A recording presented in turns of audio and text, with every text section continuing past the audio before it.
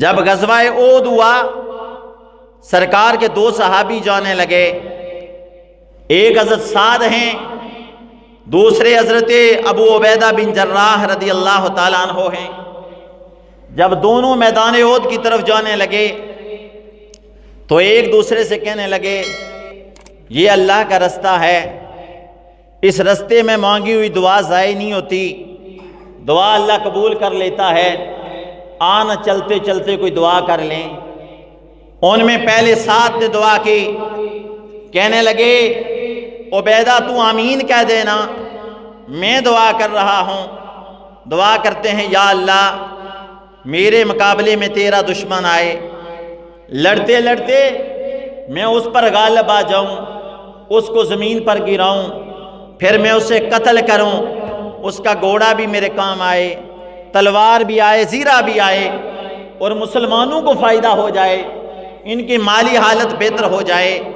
اور دوسرے نے آمین کہہ دی۔ پھر ابو عبیدہ نے دعا کی تو سعد بن ابی وقاص رونے لگے، کہنے لگے یہ تو بازی لے گیا۔ انہوں نے چلتے چلتے کان سے دعا کی، کہنے لگے میرے بھائی تو نے آمین کہنی ہے، کہنے لگے یا اللہ جدوں میدان احد ول جاواں ایک سخت دشمن آوے جڑا مقابلے واسطے آوے، بڑا طاقتور ہوئے، مولا میں دے نال لڑنا شروع کر دیاں، وہ بھی اپنی طاقت آزمائے، میں بھی طاقت آزماواں، پھر مینوں شہید کر دے، میری اکھاں بھی نکالے، میرے کان بھی کاٹ دے وے، میرے لاش دا مسلا کرے، اور قیامت والے دن جدوں تیری عدالت اندر پیش ہواں تو پوچھیں ابو عبیدہ تیری کی حالت ہوئی ہے؟ میں عشق دے انداز وچ جذبات دے عالم وچ کواں مولا تیرے نام تے شہادت دے لذت آئی ہے۔ کہنے لگے میں رشک کیتا کہ کاش یہ بازی لے گیا، میں تو کہہ رہا ہوں کہ دشمن کو قتل کروں، یہ کہہ رہا ہے یا اللہ میں قتل ہو جاؤں۔ تو انہیں موت سے بڑا پیار تھا۔ حضرت فاروق اعظم کی دعا بڑی مشہور ہے، آپ جب نماز پڑھتے تھے نا ایک دعا کیا کرتے تھے، ہاتھ اٹھا کر فاروق اعظم دعا کیا کرتے تھے، اللہم مرزقنا شہادتن فی سبیلک وجعل موتی فی بلد رسولک، یا اللہ مجھے شہادت کی موت عطا فرما اور عطا بھی شہر رسول میں فرما۔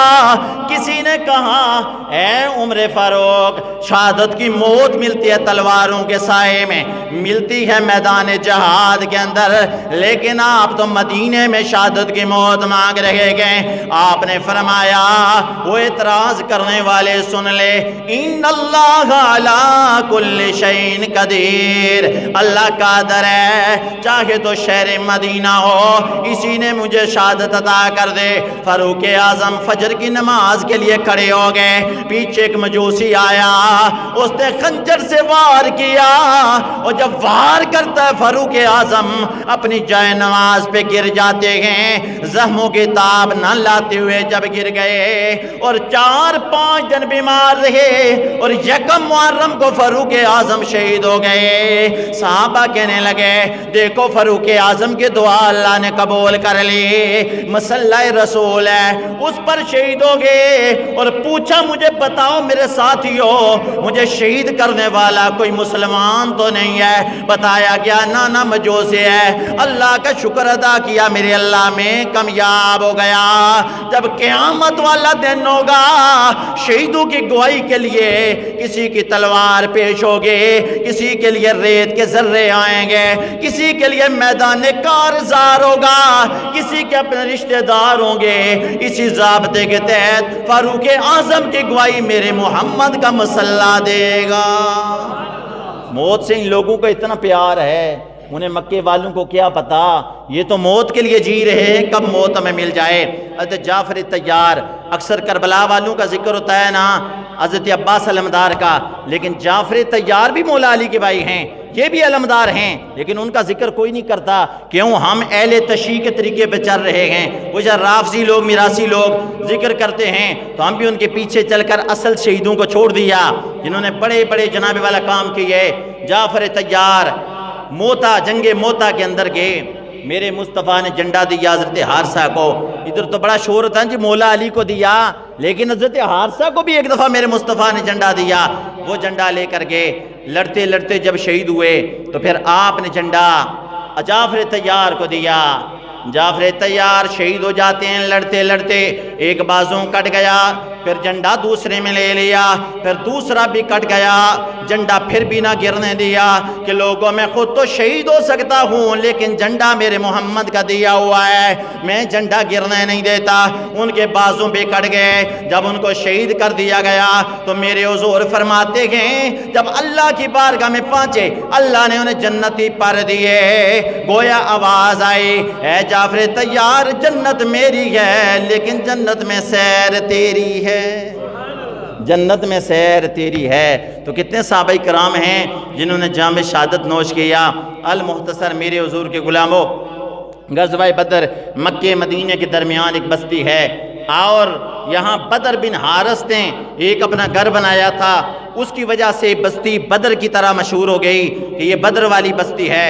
اس میں کنواں تھا، کنویں کا پانی بڑا صاف تھا جس میں چاند نظر آ جاتا تھا، اور چاند کو بھی بدر کہتے ہیں، اسی لیے اس بستی کو بدر کہا گیا۔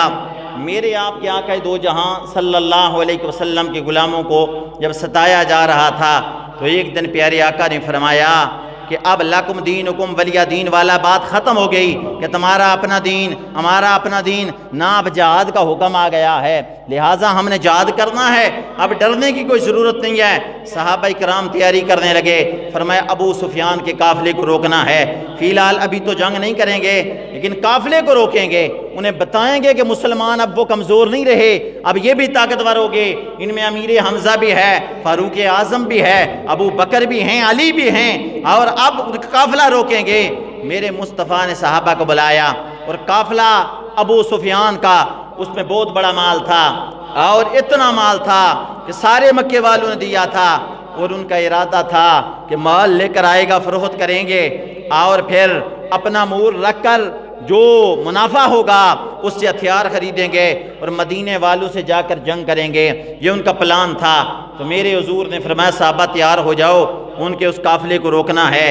جب آگے آئے تو خبر ملی قافلہ نکل چکا ہے، تو اسے بھی پتہ چل گیا، اس نے بھی ایک جاسوس بھیجا سونا دے کر، جا کر مکے والوں کو بتاؤ مکے والوں بڑا خطرہ ہے، مسلمانوں نے حملہ کر دیا ہے، قافلہ روک دیا ہے۔ جب یہ ادھر خبر بھیجی وہ دوسرے رستے سے نکل گیا، دوسرا ایک جاسوس بھیجا جا کر مکے خبر دے کہ اب قافلہ بچ گیا ہے، لہٰذا تمہیں تکلیف کرنے کی ضرورت نہیں ہے۔ اتنے میں ابو جہل تیاریاں کر رہا ہے، کہنے لگا کچھ کر کے جائیں گے، ہم نے واپس نہیں جانا۔ لشکر پورا تیار کیا، حضرت عباس کو لیا اور بڑے بڑے لوگ لے کر جب بدر کی طرف آنے لگا، پہلے وہ پہنچ چکا تھا۔ جب صحابہ کرام میرے مصطفیٰ تیار کر رہے ہیں، 313 لوگ ہیں، تو سرکار نے فرمایا ہم تو آئے تھے قافلہ روکنے لیکن وہ نکل گیا، اب بتاؤ جنگ کے لیے تمہارا کیا پروگرام ہے؟ اپنی رائے کو مسلط نہیں کیا بلکہ ان سے مشورہ لیا، فرمایا تمہارا کیا پروگرام ہے؟ کہنے لگے اللہ کے رسول صلی اللہ علیہ وسلم، ابو بکر کھڑے ہو کر کہنے لگے ہم تیار ہیں، محبوبہ آپ کے حکم پر عمل کریں گے۔ اس کے بعد فاروق اعظم کھڑے ہو گئے، کہنے لگے اللہ کے رسول ہم لڑنے کے لیے بالکل تیار ہیں، کوئی پریشانی نہیں ہے۔ جب مکے والے صحابہ نے کہا تو میرے حضور فرماتے ہیں وہ مدینے کے انصارو تم بھی بولو، تمہاری کیا مرضی ہے؟ ان میں سرکار کے صحابی کھڑے ہو گئے، حضرت مقداد رضی اللہ تعالیٰ عنہ، کہنے لگے اللہ کے رسول ہم قوم موسیٰ کی طرح نہیں ہیں کہ من و سلوہ آتا رہا وہ لوگ کھاتے رہے، لڑنے کی باری آئی تو کہا موسیٰ تو تیرا رب لڑیں، اور ہم بیٹھ کر تماشا دیکھ رہے ہیں، ہم لڑنے والے نہیں ہیں، آگے بڑی بڑی تلواریں ہیں، کون لڑ سکتا ہے، لیکن ہم ان کی طرح نہیں ہیں، محبوب آپ کہہ دیں ہم تیار ہیں۔ اتنے میں سرکار کے صحابی تھے حضرت عبادہ رضی اللہ تعالیٰ عنہ، وہ بھی کھڑے ہو گئے، کہنے لگے اللہ کے پیارے رسول کس سے لڑنا ہے؟ فرمایا قریشیوں سے لڑنا ہے۔ فرمایا یہ تو بات ہی کوئی نہیں، محبوبہ تیرا حکم ہوئے، ہم جنوں سے لڑنے کے لیے تیار ہیں، نظر نہیں آتے لیکن حکم دیں، ہم ان کے ساتھ لڑنے کے لیے تیار ہیں۔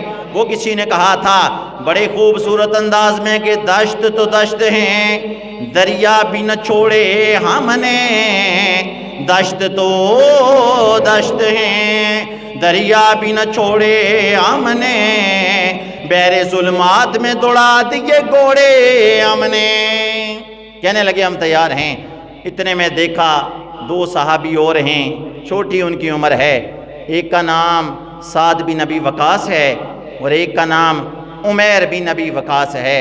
وہ دونوں کھڑے ہو گئے، چھوٹی چھوٹی عمر ہے، ایک کی 13-14 سال، ایک کی 16-17 سال۔ میرے آپ کے آقا دو جہاں صلی اللہ علیہ وسلم نے دیکھا، آپ نے فرمایا ایک جائے گا اور ایک رک جائے، دوسرا چھوٹا ہے۔ اتنے میں وہ صحابی رسول کہنے لگے اللہ کے رسول میں بھی جاؤں گا۔ فرمایا وہاں کوئی دعوت نہیں ہے، تلواریں ہیں، نیزے ہیں، لڑنے کے لیے جانا ہے، اور تو کمزور ہے، چھوٹا ہے، تیرا بھائی جو جائے گا۔ کہنے لگے اللہ کے رسول یہ قد میں اونچا ہے، عمر میں زیادہ ہے، لیکن طاقت میں اس سے زیادہ ہوں، میں اس سے کشتی کر سکتا ہوں، میں اس سے طاقتور ہوں۔ میرے مصطفیٰ نے فرمایا کیسے پتہ چلے گا؟ کہنے لگے کشتی کرواؤ۔ اللہ اکبر کبیرہ، سرکار کے صحابی حضرت عمیر بن ابی وقاص اپنے بھائی کے پاس گئے۔ پہلوانوں کا ایک اصول ہے، جب کشتی کرتے ہیں تو گلے ملتے ہیں، ہاتھ ملا لیتے ہیں۔ آپ اپنے بھائی کے پاس گئے، جا کر کان میں کہنے لگے او میرے بھائی تو پاس ہو گیا ہے، تجھے رسول اللہ نے سلیکٹ کر لیا ہے اور مجھے ریجیکٹ کر دیا ہے۔ میرے بھائی تو میری خاطر گر جائے، تیرا کیا جاتا ہے؟ تیرے گرنے سے میں بھی سلیکٹ ہو جاؤں گا، تو گر جائے تو میں بھی سلیکٹ ہو جاؤں گا، رسول اللہ مجھے بھی لے جائیں گے۔ سرکار نے وہ جملہ سن لیا، میرے آقا کی آنکھوں سے آنسو شروع ہو گئے۔ فرمایا دیکھو کتنا جہاد سے پیار ہے، بھائی سے کہہ رہا ہے بھائی میری خاطر گر جانا، وہی میں بھی سلیکٹ ہو جاؤں، تیرا کیا جاتا ہے؟ میرے مصطفیٰ کی آنکھوں میں آنسو آ گئے۔ اپنے صحابہ کو تیار کیا، سارے صحابہ پیارے آقا کے ساتھ، ایک مائی بھی آ گئی، 7 بیٹے تھے۔ کہنے لگی میرے بیٹو تم بھی جاؤ، واپس نہ آنا، کیونکہ محمد کو ضرورت ہے، واپس نہ آنا۔ 7 بیٹے ادھر دے دیے، وہ سب سارا میرے مصطفیٰ کا لشکر قافلہ جانے لگا۔ اونٹ بڑے تھوڑے تھے، 70 ان کی تعداد تھی، اور پیارے آقا دو جہاں صلی اللہ علیہ وسلم نے تین صحابہ کو ایک اونٹ پہ سوار کیا اور فرمایا 3 باری مقرر کر لو اور پھر سوار ہو جانا۔ سرکار کے ساتھ بھی حضرت علی ہیں اور حضرت ابو لبابہ رضی اللہ تعالیٰ عنہ ہیں۔ یہ آج کی بات نہیں کہ جس طرح افسروں کا کھانا الگ ہو، سپاہیوں کا کھانا الگ ہو، نہ بلکہ رسول اللہ نے مساوات کا درس دیا۔ فرمایا نبیوں کا امام ہوں تو میرے ساتھ بھی علی ہوگا اور ابو لبابہ ہوگا، ہم 3 باری مقرر کر لیتے ہیں۔ اور پھر جانے لگے، جب سرکار اترنے لگے، صحابہ کہنے لگے اللہ کے رسول جو گرد اڑ رہی ہے نا، ہماری آنکھوں کا سرما بن رہا ہے، ہم مقدر والے ہیں، ہمارے محبوب بیٹھے ہیں، آپ نہ اتریں۔ تو میرے آقا نے فرمایا تم مجھ سے زیادہ طاقتور نہیں ہو، تو یہ نہیں کہ تمہیں ثواب کی ضرورت ہے تو مجھے ضرورت نہیں، مجھے بھی ضرورت ہے۔ پیارے آقا نے انہیں بٹھایا اور جب بدر کے اندر پہنچے، وہ کافر جو لوگ تھے قریشی، پکی زمین پر انہوں نے خیمے لگا لیے، دوسری طرف کچی زمین تھی، ادھر پانی بھی نہیں تھا، ادھر پانی بھی تھا، کنویں بھی تھے، ادھر یہ پریشان تھے پانی بھی نہیں ہے، تو اب کیا کریں گے؟ اللہ اکبر، میرے آقا دو جہاں صلی اللہ علیہ وسلم کے غلاموں، پھر کیا ہوتا ہے؟ رات کو بارش ہوئی، جب بارش ہوتی ہے تو پھر کیا ہوتا ہے؟ اس طرف پانی ہی پانی جمع ہو گیا، زمین بھی پکی ہو گئی، دوسری طرف پانی بھی خراب ہو گیا، وہ زمین بھی کیچڑ ہو گیا، سارے پریشان ہیں، رات انہیں پینے کے لیے پانی نہیں ہے۔ اتنے میں وہ دوڑ کر آئے، کنویں سے پینے لگے، تو میرے مصطفیٰ کی صحابی عرض کرنے لگے اللہ کے رسول دشمن پی رہے ہیں، تو فرمایا میرے غلاموں دشمن بعد میں ہیں، وہ رب کی مخلوق تو پہلے ہے، پینے دو۔ وہ جس طرح لبیک والوں نے جب دھرنا دیا نا، پولیس والے دیگیں اٹھا کر لے جا رہے تھے، تو بابا رضوی نے فرمایا تھا کوئی مسئلہ نہیں، ہمارے ہی صدقہ انہیں ملتا ہے، وہ انہیں کھانے دو۔ سارے رستے انہوں نے بند کر دیے۔ صحافی آیا، دیکھو کھانا کہاں سے آتا ہے، داخلی خارجی رستے بند ہیں۔ تو آپ نے فرمایا مالک تنہا نہیں چھوڑتے، مالکوں کو پتہ ہے کہ ہمارے نوکر ہیں، اور جس طرح بدر میں انہوں نے تنہا نہیں چھوڑا، یہاں بھی ہمیں تنہا نہیں چھوڑتے۔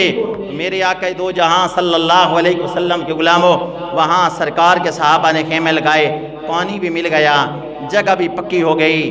پوری رات میرے مصطفیٰ اللہ کی بارگاہ میں سر سجدے میں رکھ کر دعائیں کر رہے ہیں۔ سرکار جب دعائیں کر رہے ہیں، اتنے میں آقا کی آنکھوں سے آنسو شروع ہو گئے۔ صحابہ کرام کہتے ہیں ہم نے جب دیکھا سرکار نے سر اٹھایا، مصطفیٰ کی آنکھوں سے آنسو ہیں اور عرض کرتے ہیں اللہ 313 کل تھے جو میں لے کر آ گیا، اگر یہ لوگ ادھر قتل ہو گئے، شہید ہو گئے، مولا تیرا نام لینے والا قیامت تک کوئی نہیں ہوگا، مولا ہماری مدد فرمانا۔ اس وقت کیا ہوتا ہے، سرکار کو بشارت سنائی جاتی ہے، اے اللہ کے رسول 3000 فرشتے آ جائیں گے۔ اس کے بعد پھر دوسری وحی کی گئی، فرمایا محبوبہ 5000 فرشتے آ جائیں گے۔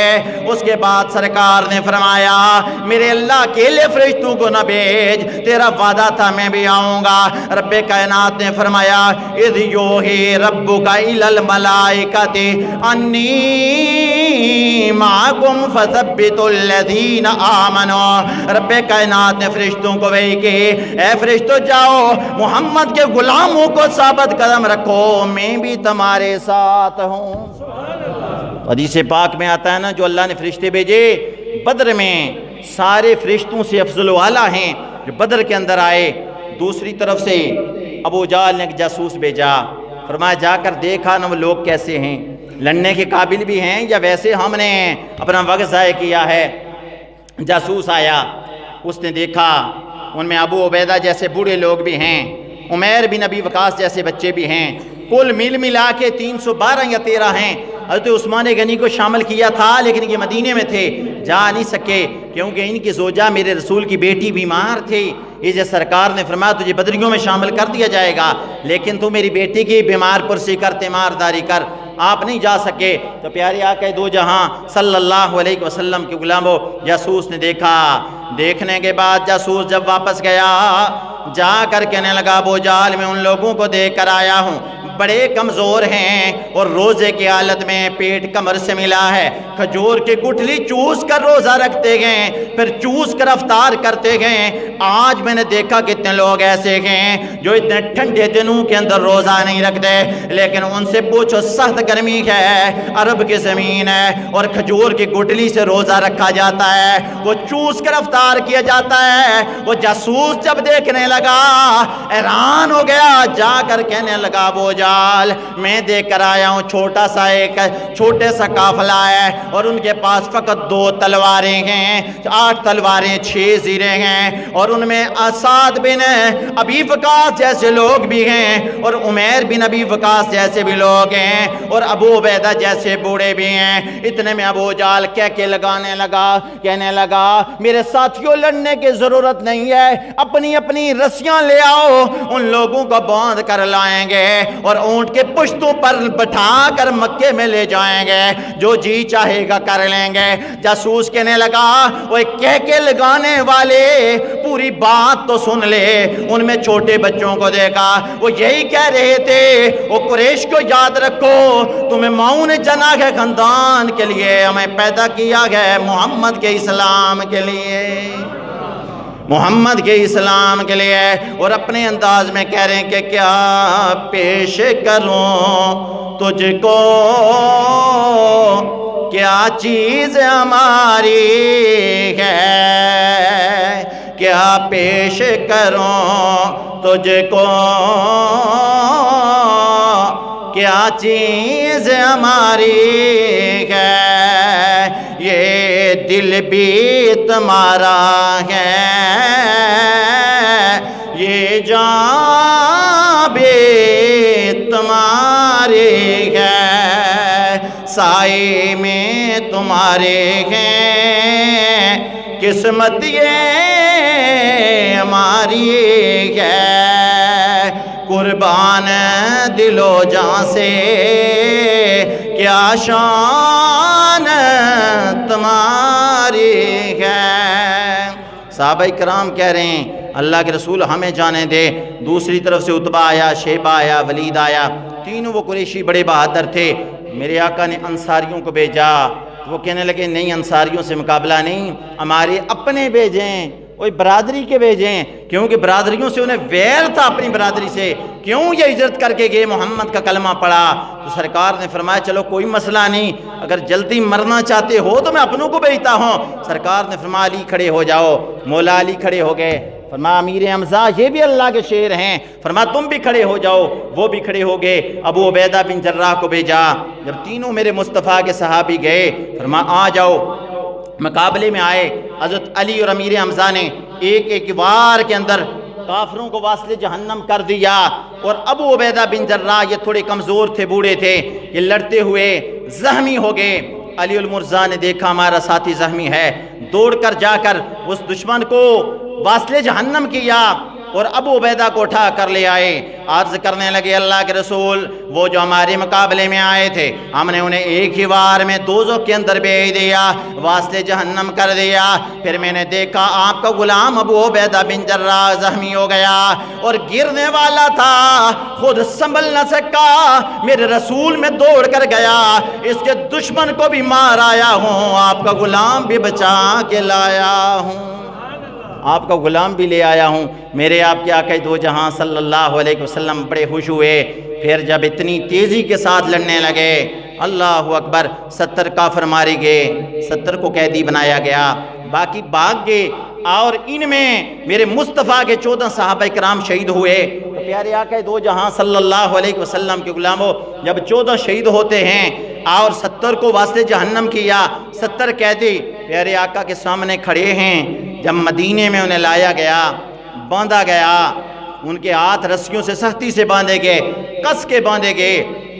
رات کے وقت صحابہ کرام کہتے ہیں ہم نے دیکھا سرکار کو نیند نہیں آ رہی، میرے آپ کے آقا دو عالم صلی اللہ علیہ وسلم مسجد میں جا رہے ہیں اور پھر باہر آ رہے ہیں، پھر جا رہے ہیں، پھر آ رہے ہیں۔ اتنے میں یہ عالم صحابہ نے دیکھا، سمجھ گئے کہ کوئی پریشانی ہے، مصطفیٰ سو نہیں رہے، آرام نہیں کر رہے۔ عرض کرنے لگے اللہ کے رسول کیا معاملہ ہے؟ فرمایا قیدی ہمارے پاس آئے ہیں، ان میں میرا چچا عباس بھی ہے جس کو سختی سے باندھا گیا، وہ غلاموں چچا کا رانا محمد کو تکلیف دے رہا ہے، مجھے گوارا نہیں، اس کے رانے کی وجہ سے میرا دل دکھی ہو رہا ہے، اس کی رسیوں کو ڈھیلا کیا جائے۔ حضرت بلال ڈھیلی کر رہے ہیں اور فرمایا اللہ نے مجھے سب کے لیے رحمت بنایا ہے، باقیوں کی رسیاں بھی ڈھیلے کی جائیں، ان کی رسیاں بھی ڈھیلے کی گئے۔ اس کے بعد میرے مصطفیٰ نے آرام فرمایا۔ جب صبح کا وقت ہوا انہیں بلا کر فرمایا فدیہ دو، حضرت ابو بکر سے پہلے رائے لے۔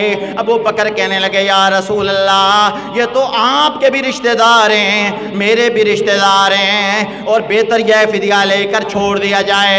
حضرت عمر فاروق سے جب پوچھا گیا، عمر فاروق کہنے لگے جو جس کا رشتہ دار ہے اس کے حوالے کیا جائے، وہ اس کو اپنے ہاتھوں سے قتل کر دے، نیچے رکھ کر تلوار چلائے۔ میرے مصطفیٰ نے فرمایا ابو بکر تیری مثال خلیل اللہ جیسی ہے، عمر تیری مثال موسیٰ کلیم اللہ جیسی ہے، یہ جلالی تھے وہ نرم تھے، اللہ نے تیرے دل کو نرم بنایا ہے، عمر کا دل سخت ہے۔ آخر کار فدیے پہ بات ختم ہو گئی۔ اس کے بعد حضرت عباس عرض کرنے لگے میرے پاس کچھ بھی نہیں ہے، میں غریب ہوں۔ میرے مصطفیٰ نے فرمایا کل جب اپنے گھر سے چلا تھا وہ سونے کی تھیلی زوجہ کے حوالے کی تھی، اور ساتھ یہ بھی کہہ رہا تھا واپس آ گیا تو ٹھیک، نہ آیا تو تجھے کام آئے گی۔ چچا وہ تھیلی میں دیکھ رہا تھا، چچا رونے لگے، کہنے لگے کہ میں تھا، دوسرا میری زوجہ تھی جو ہمارے چھپے رازوں کو جانے، عام نہیں اللہ کا سچا رسول ہی ہو سکتا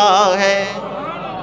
اسی وقت حضرت عباس نے کلمہ پڑھا، بعض کہتے ہیں کہ پہلے پڑھا تھا، اور صحابہ کرام سرزنش کر رہے تھے کہ تو محمد کا چچا ہے، وہ کیوں آ گیا، تجھے شرم نہیں آئی؟ کہنے لگے ہمیں تم توان و تشنیع نہ کرو، اعتراض نہ کرو، ہم کعبے کے متولی ہیں، ہم بڑی شان والے ہیں۔ اس وقت اللہ نے فرمایا ان اولیاءہ الا المتقون، اللہ کے دوست اور کعبے کے متولی وہ ہیں جو تقوی والے ہیں، جنہیں کلمہ نہ پڑھا ہو ان کا تقوی نہیں ہے، وہ اللہ کے دوست نہیں ہیں۔ تو میرے رؤوف الرحیم نبی صلی اللہ علیہ وسلم کے غلاموں، ان میں ایک سرکار کے داماد ہیں ابو العاص، ان کی زوجہ تھی، انہوں نے پیغام بھیجا مکے میں سامان بھیجو، ان کے پاس ایک ہار تھا، ہار جب پیارے آقا کے سامنے آیا سرکار پھوٹ پھوٹ کے رونے لگے، آنسوں گرنے لگے۔ صحابہ کرام نے پوچھا اللہ کے رسول آپ کیوں رو رہے ہیں؟ فرمایا یہ ہار دیکھ کر مجھے میری خدیجہ کی یاد آ گئی، جب بیٹی کی رخصتی ہوئی تو ماں نے اپنا ہار بیٹی کے گلے میں ڈالا تھا،